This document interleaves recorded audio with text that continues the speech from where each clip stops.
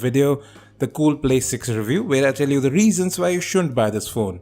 If you want to have a look at the reasons why you should buy it, that video is linked in the description. So let's start.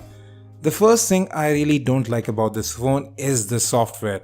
Yes, Journey UI is somewhat better than Cool UI and Lyco's EUI, but is still far from perfect.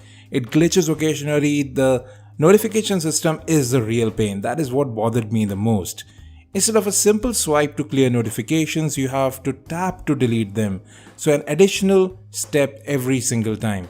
Moreover, there is noticeable delay between tapping the notification buttons and the backlight coming on, so you do know that something is a bit off here.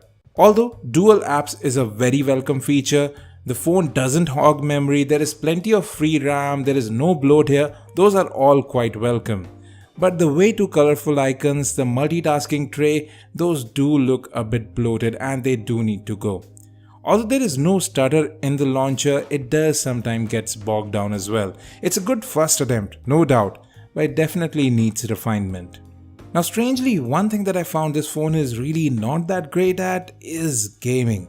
I tried several games on this phone including Asphalt 8, Nova 3 and the likes, and I did notice a consistent lag in some of these games, especially when there were a lot of objects in play. So that was quite a bit strange. Even though there was about 2.5 to 3 gigs of RAM free, the phone did stutter a bit at times. It didn't get warm or hot, it just stuttered sometimes. Even though this phone has quite a powerful GPU, gaming is definitely not its forte. With 6 gigs of RAM, I definitely thought that this would be able to play the higher-end games quite easily.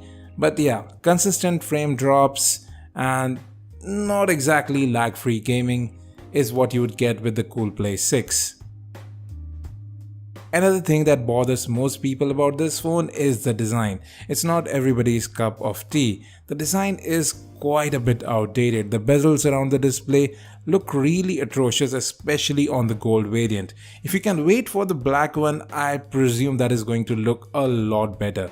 Now instead of using a unibody metal construction, Coolpad went with a plastic bottom at top design, which we have seen previously from Xiaomi as well. But they have moved on to a unibody metal construction, which looks way superior. It looks more premium.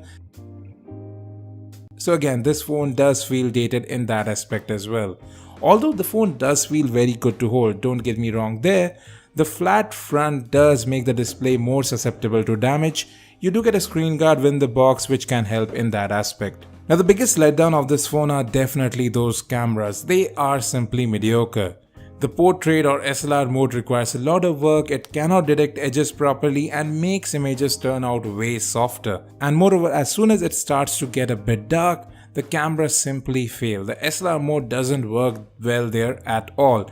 Moreover, focusing is an issue with this camera. It tries to hunt for focus quite often, whether it's in normal mode or whether you are in portrait or SLR mode.